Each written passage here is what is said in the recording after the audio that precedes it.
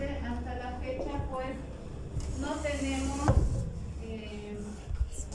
reportes todavía de esto de lo que es el cólera, pero sí se ha ido viendo en otros países que evidentemente tenemos. En resumidas cuentas, el cólera se va a caracterizar como una diarrea acuosa, como ya hemos ido viendo, y se caracteriza por una deshidratación que puede ir desde leve, moderada, grave, inclusive llegar a un shock hipovolémico. Y que pues esto, si no hacemos un tratamiento adecuado, inmediatamente el paciente puede llegar a fallecer. Es endémico en varios continentes, actualmente en lo que es África, Asia y pues en algunos países de Latinoamérica, Norteamérica y Europa. El agente patógeno, como ustedes bien han revisado, es el Vibrio cholerae, que es un bacilo gram negativo, pertenece a la familia del Vibrionaceae, ¿no? Entonces este vibrio se va a clasificar en 3 serogrupos, que con sus respectivos antígenos somáticos, y hay 2 biotipos, el biotipo TOR y el biotipo clásico. El biotipo clásico es el responsable de la mayoría de las pandemias que hemos vivido a lo largo de la historia, y el biotipo TOR es aquel que nos va a dar lo que es las infecciones asintomáticas, ¿no? Este es lo que es el Vibrio cholerae, que es lo que generalmente no lo podemos aislar fácilmente en lo que es el cultivo, ¿no? En la epidemiología, pues no es más que se abarca todo lo que son las aguas, lo que son las algas, los crustáceos, algunos artrópodos que viven en un medio simbiótico, se puede decir, con todos estos animales, y estos van a ir sobreviviendo inclusive a algunos lugares que no son cultivados. La enfermedad prácticamente es por consumir agua que esté contaminada, y pues obviamente esto nos va a hacer daño, no solamente el agua, sino también lo que es el hielo, o sino algunas aguas que están fuera de algunos hogares que utilizan lo que es el agua de riego. ¿Qué otros factores? Aquí estaba la pregunta, y les decía, ¿por qué la gastritis? Ustedes saben que en la parte de lo que es la gastritis se afecta todo lo que es nuestra barrera de protección, y al estar en la presencia del Helicobacter pylori disminuye la cantidad de lo que es la secreción del ácido clorhídrico, y es por esa razón que el estómago, ya el jugo gástrico, se vuelve hipoclorídrico, o sea, disminuye la acidez, y esta predisposición de los pacientes que tienen gastritis incrementa la facilidad para que el cólera atraviese fácilmente la barrera, ¿no? Y es por eso que se dice que aquellas personas con Helicobacter pylori tienen mayor predisposición al cólera. Las manifestaciones clínicas, como ustedes han mencionado, la diarrea acuosa, ¿no? Esto es muy característico, porque esta característica de la diarrea tiene el aspecto de agua de arroz. Esa es la característica principal de lo que es el cólera. Ninguna otra enfermedad gastrointestinal nos va a dar este aspecto de agua de arroz en las diarreas. Y pues también la deshidratación. Estos pacientes hacen generalmente entre más de 30 deposiciones líquidas al día, y las cantidades son abundantes, ¿no? Entonces esto, ahí es donde nosotros se produce una deshidratación intensa, pero también va a producir una deshidratación muy rápida. Por eso es que la progresión de la enfermedad es muy tórpida. Por eso es que ni bien tengamos al paciente con toda la sintomatología, inmediatamente tenemos que hacer el tratamiento. El inicio es abrupto, puede venir con náuseas, vómitos, calambres generalizados. ¿Por qué? Porque ese paciente está perdiendo electrolitos, sodio, potasio, y pues al perder tanto electrolito, pues obviamente nos va a dar estos calambres. Va a haber también oliguria. ¿Por qué? Porque estos pacientes están eliminando todo el líquido que tenemos, se está yendo a través de las deposiciones líquidas, y por eso el riñón empieza a sufrir, y es por eso que disminuye la cantidad de la producción de orina en estos pacientes. Como todo infeccioso, este paciente puede llegar a un shock hipovolémico y estos pacientes van a tener un pulso débil, por el cual va a ser casi imperceptible. Como se comentaba en el juego, algunas veces puede haber fiebre, pero es muy rara la fiebre, no es la condición la fiebre, no más es la patología gastrointestinal. Con todos los procesos de deshidratación, como en pediatría, igual en el adulto se puede ver que los ojos van a estar hundidos, va a haber la pérdida de la elasticidad de la piel. Estos pacientes, por todo este fenómeno de deshidratación, van a estar ansiosos, van a estar inquietos. Y la voz, pues prácticamente en estos pacientes es casi inaudible, ¿no? El paciente no puede ni hablar. Y los ruidos hidroaéreos, pues obviamente están súper hiperactivos. En la parte laboratorial, como el paciente está con una deshidratación intensa, va a aumentar la cantidad del hematocrito. Pero eso es por un fenómeno de que estamos perdiendo líquido, pero está aumentando lo que es el soluto. Entonces, por esa razón es que el hematocrito se eleva. Y estas condiciones de la deshidratación nos va a llevar a que el paciente vaya a tener una insuficiencia renal, la creatinina se va a empezar a elevar, va a haber si hacemos una gasometría, una acidosis metabólica, donde el anion gas va a estar aumentado. La hipercalemia, al igual, o puede haber también el otro extremo de la hipocalemia, que también nos va, que hay que saber corregir, sobre todo cuando hay alteraciones de lo que es el potasio, ya sea alto o bajo, se tiene que corregir inmediatamente por el tema de las alteraciones. ¿Qué alteraciones del potasio? Alteraciones cardíacas, van desde arritmias y demás, y pues obviamente eso hay que controlar. El sodio también puede ir desde valores normales o también puede estar bajo, y obviamente el magnesio y el calcio también se van a elevar. Sí va a haber leucocitosis porque estamos con un proceso infeccioso, ¿no? Y pues obviamente también las hiperglucemias se van a dar en este tipo de pacientes. ¿Por qué? Porque acá se van a empezar a aumentar lo que es la adrenalina, lo que es el glucagón y el cortisol, y esto va a estimular a lo que es la hipovolemia, y cuando estas catecolaminas se empiezan a elevar más todavía, va a llegar un momento en que ya no va a haber hiperglicemia, sino nos vamos a ir al otro extremo, que es la hipoglicemia, ¿no? Y en estos pacientes, pues ustedes saben que las hipoglicemias es más difícil manejar que un paciente con hiperglicemia. El diagnóstico, lo que quiero que se les quede es esto. La confirmación definitiva, que es la respuesta de una de las preguntas, es el aislamiento de la bacteria en el cultivo, ¿ya? Si bien nos podemos ayudar de PCR y otras ELISA y otras pruebas, microscopía de campo oscuro y demás, pero la bacteria es difícil de poderla aislar. Por eso es que el diagnóstico definitivo lo vamos a hacer a través del cultivo, ¿ya? Porque obviamente también la PCR tiene mayor sensibilidad y especificidad, pero muchas veces no las vamos a encontrar al vidrio empolverado. El tratamiento, ¿qué es lo que vamos a hacer? Restituir todas esas pérdidas hidroelectrolíticas que hemos causado. Pues en sí el vidrio empolverado ha causado a las personas cuando ha ingresado a nuestro organismo, produciendo por todas estas náuseas, vómitos, diarrea. Si hay una acidosis metabólica, pues hay que corregir. Si hay el déficit de alguno, potasio, sodio o algún otro electrolito que haya que corregir, pues se lo va a hacer. Y esta parte de la hidratación hay dos fases: la fase de la rehidratación y la fase de mantenimiento. ¿En qué consiste la fase de rehidratación? Pues hay que restablecer todo ese volumen que se ha alterado en lo que es el medio interno, y eso lo vamos a hacer más o menos en 4 horas que tenemos que restituir.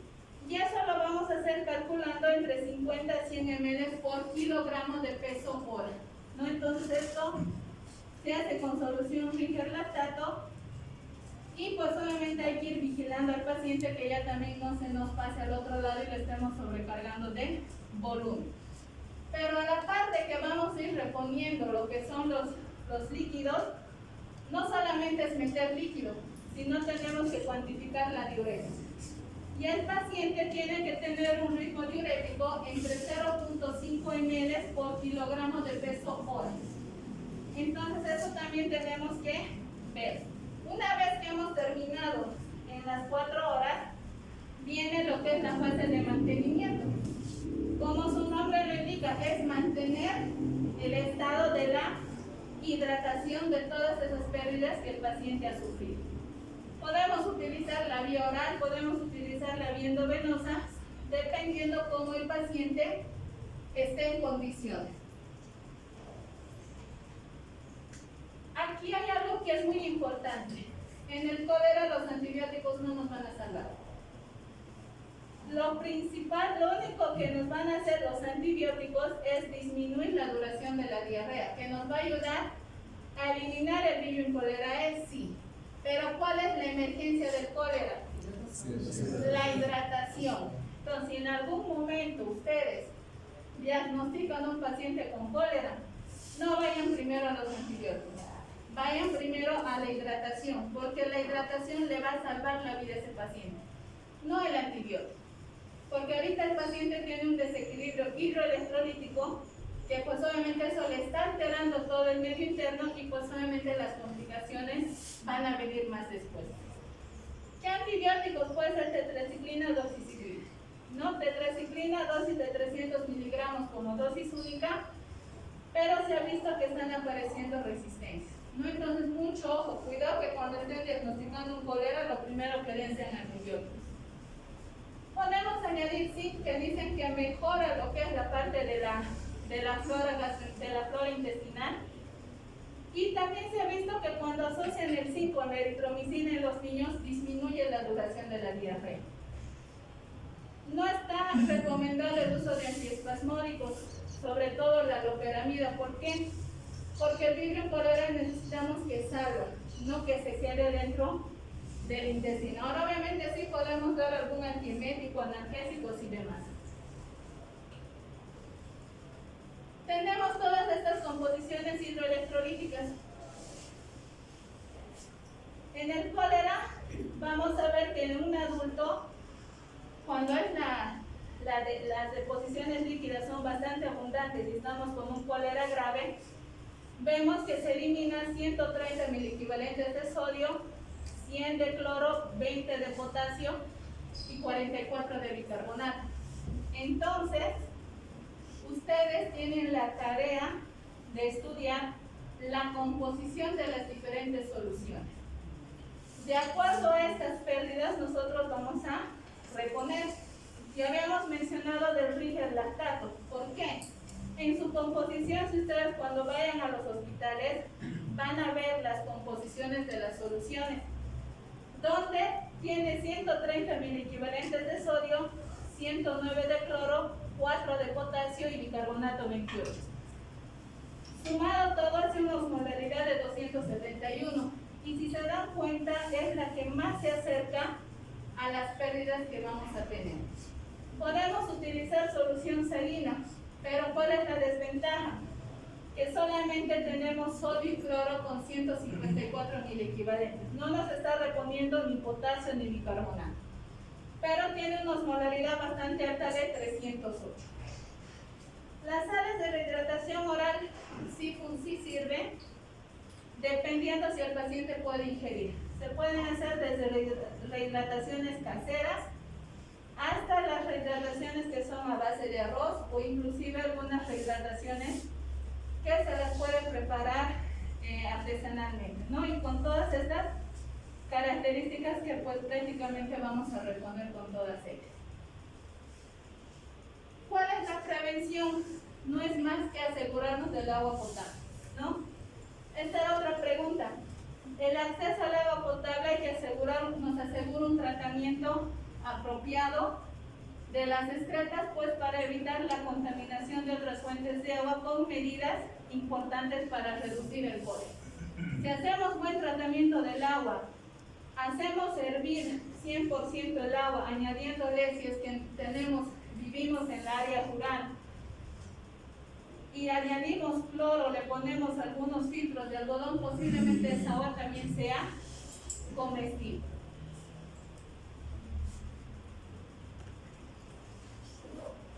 Y en relación a lo que es el tétanos, pues ya igual había una pregunta. Se lo define como una rigidez generalizada y que posiblemente van a tener espasmos musculares que van a asemejar como si el paciente estuviera teniendo una convulsión. ¿Y esto por qué? Porque en los músculos se va a desencadenar la neurotoxina que va a eliminar el Clostridium tetani conforme va a ir avanzando y produciendo lesión a nivel del músculo. El Clostridium tetani no es más que un bacilo anaerobio gram positivo, delgado y móvil, que era otra pregunta. Tiene dos formas. La forma de la espora terminal, que esta le va a dar esa característica de raqueta o de palillo, como se lo puede ver. Pero esta forma vegetativa es la que nos preocupa. ¿Por qué? Porque se va a producir una tetanoespasmina, y esta tetanoespasmina va a empezar a liberar una neurotoxina. Y esta neurotoxina es tan pesada que tiene un peso molecular de 151 kilodalton, y esto le va a hacer que sea tan pesada al Clostridium tetani, y al ser pesada va a empezar a liberar una cadena ligera, y esta cadena ligera va a bloquear la liberación de los neurotransmisores. Es por eso que el tétanos tiene un avance muy lento. ¿El tétanos dónde lo vamos a encontrar? Pues en todos lados. Se va a encontrar en los organismos de las heces de los animales domésticos, de granja, de las aves de corral, y sobre todo en los climas cálidos rurales, que más que todo van a estar en áreas que se van a cultivar. Pero no solamente ahí, sino también en la parte de lo que son los fierros, los clavos, las maderas, y donde el Clostridium se puede alojar. Haciendo el resumen de la fisiopatología, todo va a ir, se inicia a través de una herida.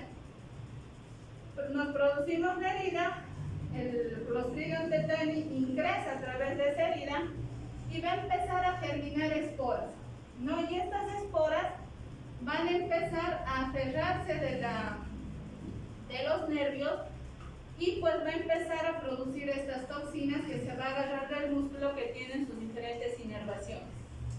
Esta tetanoespasmina tiene una cierta predilección por la parte de las terminaciones terminales de cada nervio, sobre todo de los nervios periféricos.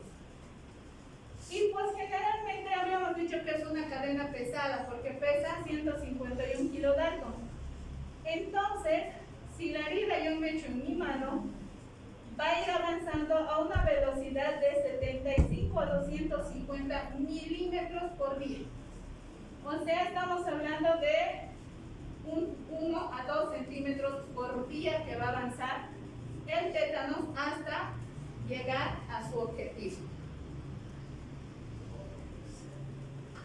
Una vez que han conseguido llegar a las terminaciones presinápticas, van a empezar a bloquear la liberación de los neurotransmisores, y este bloqueo es lo que nos va a dar esos espasmos, esas contracciones musculares que van a ser de forma sostenida. Es por eso que estos pacientes con tétanos pareciera que estuvieran convulsionando. Cuando se une la toxina con los músculos y las terminaciones nerviosas, acá ya no hay marcha atrás. Sigue el proceso y esto ya es algo irreversible. Por eso es que vamos a ver que el tétanos no tiene cura. Las manifestaciones clínicas, el más importante es el tétanos generalizado. El más importante y el más habitual. Si ustedes se dan cuenta, era otra pregunta, es de 3 a 21 días su periodo de incubación.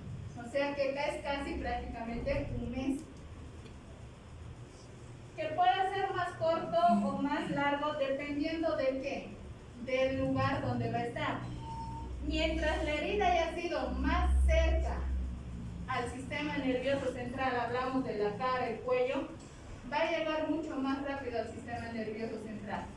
Pero si la herida ha sido en los miembros inferiores y demás, le va a costar llegar. Entonces, acá hay un espasmo tónico con periodos breves de exacerbación.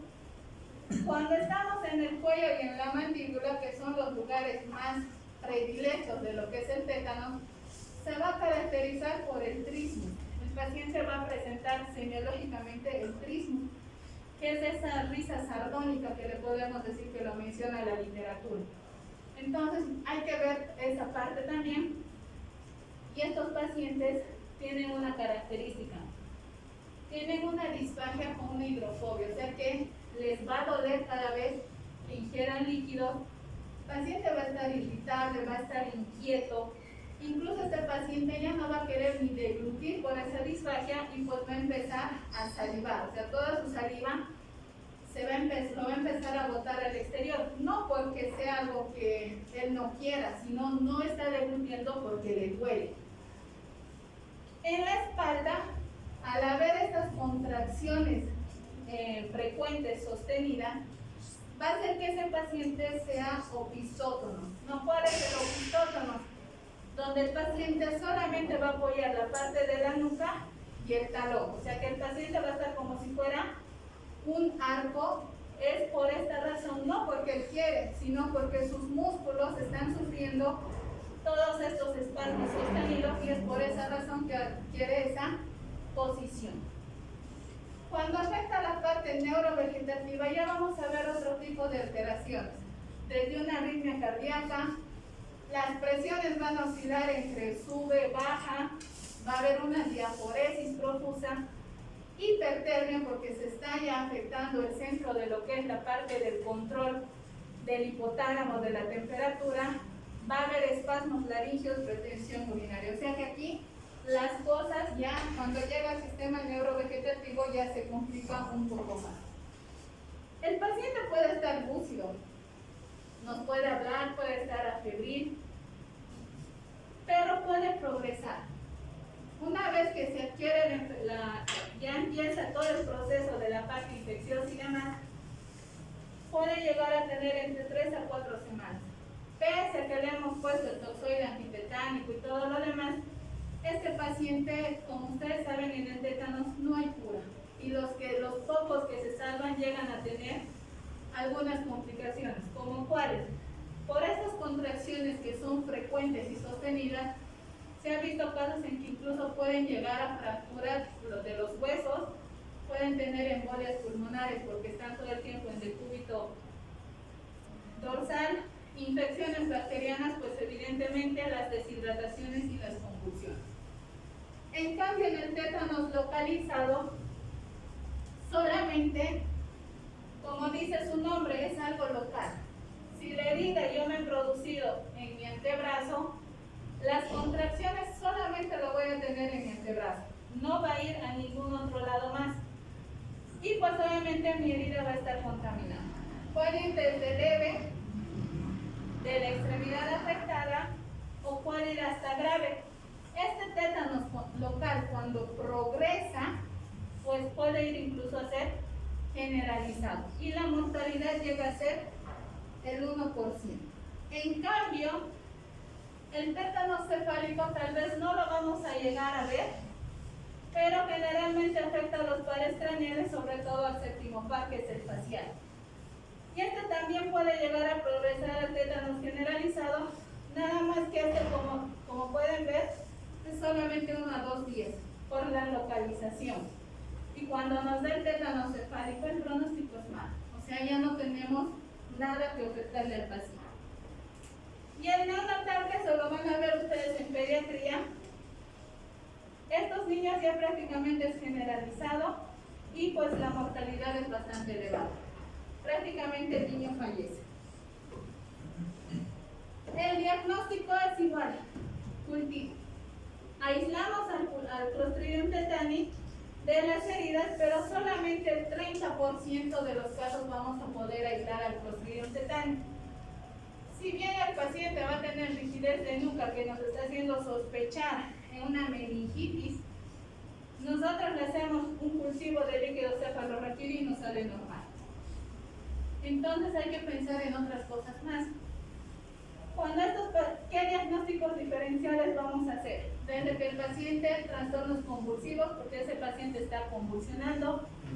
Esos espasmos puede ser por una hipocalcemia, puede ser por una abstinencia alcohólica, puede ser porque el paciente ha consumido estricnina con la finalidad tal vez de intento de suicidio o accidentalmente y se ha intoxicado. Entonces hay que ver todas estas distonías que obviamente le van a producir al paciente. La prevención, como habían mencionado en la parte del juego, es el tosuelo tetánico 100% eficaz. En los niños 2, 4, 6 meses, los 15 y 18 meses tenemos una inmunización activa. El tosuelo tetánico lo recomendamos cada 10 años y pues tenemos que hacer apropiadamente el tratamiento del ébola. En resumidas cuentas, para ya no cansarles porque ya estamos fuera de hora, cuando el paciente necesita apoyo ventilatorio, ese paciente se ha comprometido la parte de la musculatura respiratoria, estos pacientes tienen que ir a terapia intensiva. Los tienen que sedar, se tiene que hacer la parte de la intubación, asistencia ventilatoria, hacer el desbridamiento quirúrgico de la herida si es que lo amerita y pues obviamente los antibióticos. Generalmente los vamos a sedar con lo que son benzodiazepinas y cuando no funciona la benzodiazepina, como el diazepam, podemos incrementar, pero si no logramos una buena respuesta podemos utilizar becurone, que eso ya es más para terapia intensiva. Y el tratamiento antibiótico, pues habíamos mencionado como en el juego todos los antibióticos que tenemos, ¿no? Y generalmente podemos asociar al metronidazol. ¿Por qué? Porque es un bacilo anaerobio y el metronidazol nos cubre gérmenes anaerobios. Entonces habían mencionado sus compañeros, la dosis de 2 gramos está bien, por 7 a 10 días inclusive se puede prolongar más la parte de lo que es el antibiótico. En la disfunción neurovegetativa lo único que tenemos que ver es lo siguiente. Por la liberación excesiva de las catecolaminas, la presión se va a empezar a descontrolar, va a empezar a tener hipertensión. Si ese paciente tiene hipertensión, utilizamos la betalol endovenosa. Pero si nos vamos al otro extremo, que es la hipotensión, usamos drogas vasopresoras tipo noradrenalina. Si el paciente está taquicárdico, valorar que puede requerir marcapasos ese paciente. Y la cirugía no es más para el desbridamiento quirúrgico del herida. ¿Ya? ¿Tienen alguna duda, pregunta? No. Entonces, aquí les va la siguiente tarea para el siguiente sábado. De los grupos que se han conformado, van a ser 2 analogías. ¿Qué es la analogía? Van a ser de los siguientes temas y les voy a decir qué es y después vamos a hacer una recapitulación.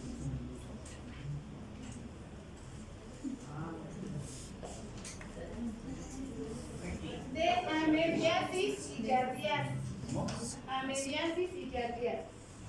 Entonces, ¿en qué consiste la analogía? Ustedes con los grupos que tienen van a crear un cuento, ¿ya? Un cuento de la yardia y de lo que es la ameba. Van a hacer 2 cuentos. Y pues ahí ustedes se tienen que crear el escenario. Van a decir en qué país están, en qué lugar están, quiénes son sus actores, todo relacionado a estos temas de yardias y ameba. ¿Ya? Entonces, cada grupo Para la siguiente clase me voy a traer una rúbrica. La rúbrica es donde yo voy a poner si están cumpliendo con todos los criterios que tienen que tener una analogía, y eso va a valer su puntaje. El juego que hemos hecho ahora es solamente un juego donde van a tener su recompensa, ¿ya? Y su recompensa son sus dulces que se los he traído. Pero para la siguiente clase es un juego que si ustedes revisan en todo lo que es educación superior, hay ciertas actividades que tienen puntajes, hay ciertas actividades que tienen premios. Entonces, desde la siguiente clase, que ya vamos a hacer analogías y demás situaciones, yo ya me voy a traer las rúbricas donde ya va a empezar a tener un puntaje.